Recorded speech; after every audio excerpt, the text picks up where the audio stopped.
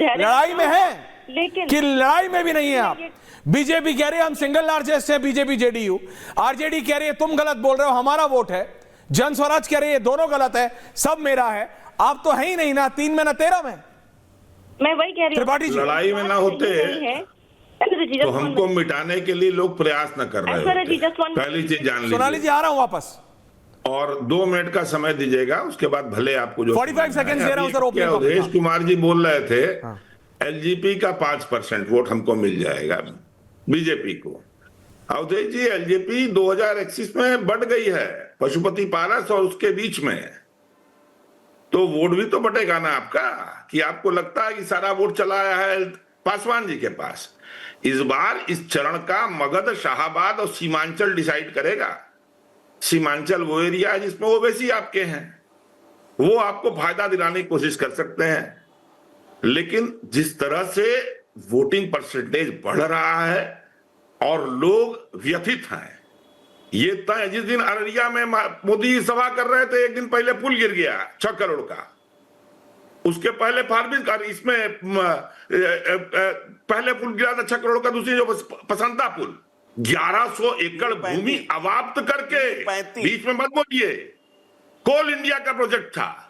आप और आज की तारीख में 100% ओन है। और ये प्रोजेक्ट क्या था जानिए धनंजय जी, रुकिए भाई, जब 58,000 करोड़ का बजट पेश किया निर्मला सीतारमन ने, तो उसमें ये 24,000 करोड़ था जो आपने उठा के बिहार का अडानी को दे दिया। रत्नाकर जी, ये अंबानी अडानी का डमरू बजाना कब बंद करेंगे आप? बिहार के लिए 34,000। हर एक कांग्रेस की सरकार में, अगर सबसे बड़े स्टेट सरकार में, स्टेट गवर्नमेंट में अगर सबसे बड़े प्रोजेक्ट आज भी मिल रहे हैं तो वो अंबानी अडानी को मिल रहा है। पता है क्यों? क्योंकि वो बड़े बिजनेस हाउसेज हैं। बीच में ना बोला करिए। नहीं, क्यों ना बोलूं बीच में? मैं सबके बोल रहा हूं, आपके भी बोलूंगा। क्या है, आप तो ना 3 में ना 13 में है, क्यों नहीं बोलूंगा? मनोज सिंह को लाओ जरा बीच में इन चारों पार्टी के बीच। रत्नाकर जी, बिहार की रियलिटी समझिए। जो मैंने बोला उस पर कोई बात करने को तैयार नहीं है मनोज जी। अगर कोई माजी का बेटा है या बेटी है, वो पासवान के हैंडपंप से पी नहीं पा रहा है पानी, पासवान है वो माजी के हैंडपंप से पानी नहीं निकाल पा रहा है, ऑन कैमरा हो रहा है ये सब।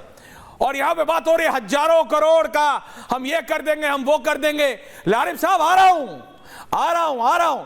मनोज जी, दूसरे चरण का चुनाव प्रचार अब थम चुका है, क्या लग रहा है आपको?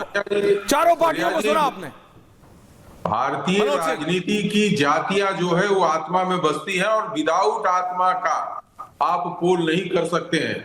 जो भी जिस तरीके से प्रशांत किशोर जी ने भी चुनाव के पहले एक बोला कि हम जातियों के हटकर इस बार चुनाव लड़ना चाहते हैं, वो जब टिकट दिए तो उनका ध्यान रखा उन्होंने कि किस जाति को कितनी सीटें देनी है और उसका क्या प्रतिनिधित्व होगा और कहां पर किस जातियों का वर्चस्व है, उसका भी उन्होंने ध्यान रखा। तो जातियों को हटाकर भारत में राजनीति करना बड़ा टफ काम है। आज नीतीश कुमार को भारतीय जनता पार्टी अपने साथ लेकर इसलिए चल रही है, उनको कुर्मी कोरी जो ओबीसी का सेकंड सबसे बड़ा जाति है उसको लेकर चलती है। तो जब ऐसी स्थिति बनी हुई है और जब जनता वोटर जाति देखकर वोट करेंगे तो हम राजनीतिक पार्टियों को दोष नहीं दे सकते।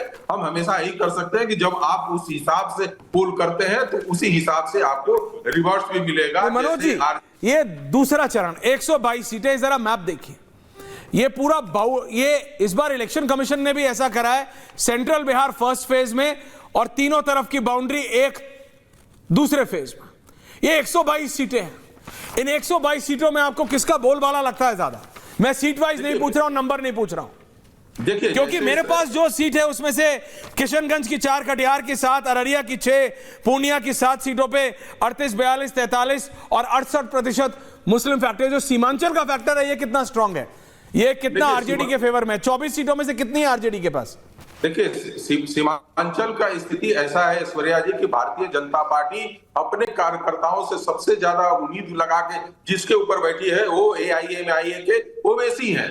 ओवैसी जितना स्ट्रॉन्ग तरीके से वहां चुनाव लड़ेंगे, भारतीय जनता पार्टी उतने ही अच्छा परफॉर्मेंस वहां दिखाएगी। उसी तरीके से जब आते हैं आप शाहाबाद वाला एरिया में, जैसे कैमूर है, रोहतास है, औरंगाबाद है, गया जिला है, ये सब एरिया जहां पे है, पिछले कुछ वर्षों से देखने में आ रहा है कि जहां पे आरजेडी की कमजोर स्थिति हुई है। और पवन सिंह को लाने के बाद, जैसे पिछली बार हुआ था कि बाबू राजपूत फैक्टर काम किया था पार्लियामेंट इलेक्शन में, Pawan Singh, Manoj ji, Pawan Singh is a big star, मैं मानता हूं, कंट्रोवर्शियल आदमी है, पर्सनल लाइफ उनकी इतनी कंट्रोवर्शियल है।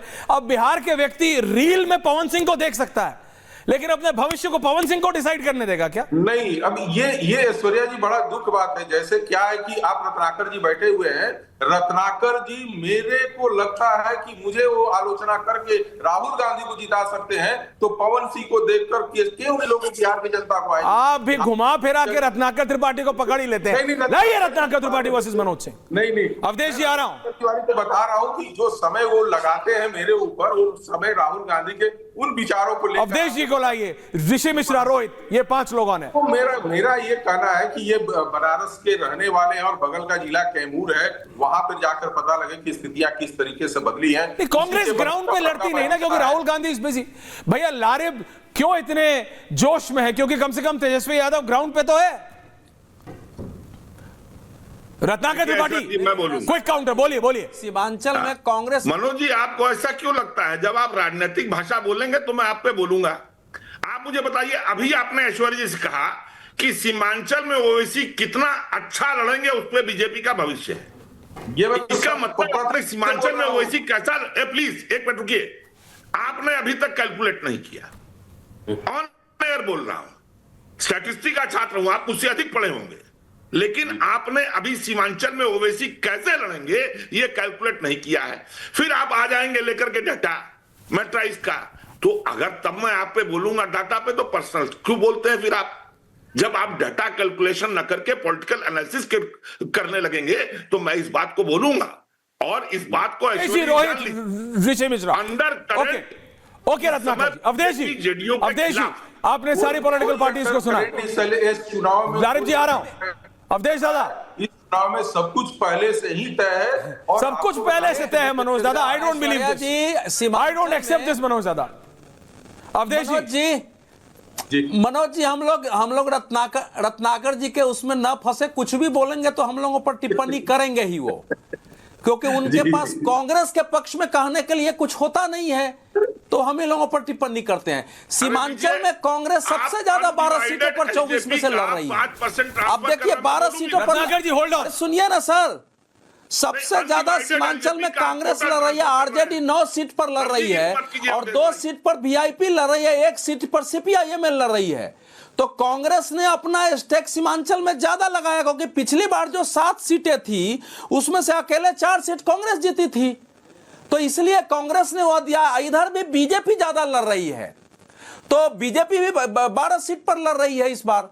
तो दोनों तरफ से कांग्रेस वहां नंबर 1 लड़ाई पर है, बीजेपी नंबर 1 उम्मीदवारों के। पिछली बार का अगर देखते हैं तो उसमें तो 5 सीटें उसका निकाल दिए, 12 सीटें एनडीए को मिली थी। तो पिछली बार के चुनाव परिणाम में ओवैसी की भूमिका थी, इसलिए मनोज जी का यह कहना सही है। ओवैसी का वोट काटना वहां बीजेपी और एनडीए के पक्ष में गया था, इस बार होगा नहीं होगा वो कहना अलग बात। ओके। दूसरा यह कि पूरा जो चरण है 122 सीटों का, नहीं जरा पूरा तो कर लो। बोलिए 122 सीटों का जो चरण है, इसमें मगध, ये जो मगध में आरजेडी ने पिछली बार भी बेहतर प्रदर्शन किया था, और अब मगध में बीजेपी और एनडीए का प्रदर्शन पिछली बार भी कमजोर रहा था, लेकिन बाकी में उनका प्रदर्शन अच्छा रहा था। 66 सीटें थी 122 में एनडीए के पास, और 49 सीटें थी महागठबंधन के पास।